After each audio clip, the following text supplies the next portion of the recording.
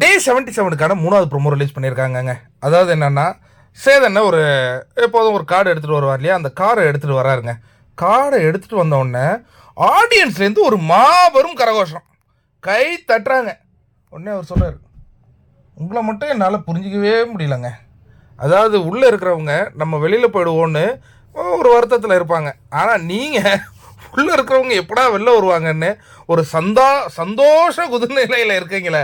ஆஹா. ஆனால் என்னுடைய கண்டஸ்டன்ஸ் யாரும் உள்ளே இருக்குன்னு தான் நினைப்பாங்க. ஏங்க உடனே கண்டஸ்டன்ஸ் பார்த்து கேட்குறாரு, ஏங்க யாருன்னா வெளில போகணுமாங்க, வெளில யாருன்னா போகணுமா, கை தூக்குங்க அப்படிங்கிற மாதிரி கேட்குறாரு. எல்லாரும் அமைதியாக இருக்கிறாங்க. பார்த்தீங்களா, யாருக்குமே வெளில வர விருப்பமே இல்லை. யாருக்கும் வெளியில் வர விருப்பமே இல்லை. அவங்க எல்லாம் நட்பாக இருக்காங்கங்க.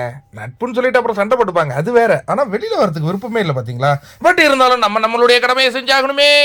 நம்மக்கிட்ட ஒரு கார்டு கொடுத்துருக்காங்களே, அதை எடுத்து காட்டணுமே உங்ககிட்ட. அந்த காட்டும்பொழுது அதில் ஒரு பேர் இருக்குமே, அவர் இங்கே வந்தாகணுமே அப்படின்னு சொல்லிட்டு பேசிகிட்டு இருக்காரு. இதில் நீங்கள் பார்த்தீங்கன்னா சில கண்டஸ்டன்ஸுடைய ஃபேஸ் ரியாக்ஷன்ஸ் காட்டுறாங்க. எல்லாருமே ஒரு பதட்டமான சூழலில் இருக்காங்க.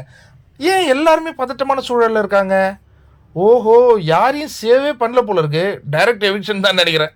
அந்த கார்டை எடுத்து காட்டும் பொழுது அதில் ரஞ்சித் அவர்களுடைய பெயர் இருக்கு. ரஞ்சித், உங்களுடைய பிக் பாஸ் பயணம் முடிவுக்கு வருது, வாங்க இங்கே என்னென்ன. அவர் எப்படி அதை ஃபீல் பண்ணுவார்? ஹாப்பியாக தான் ஃபீல் பண்ணியிருப்பார்.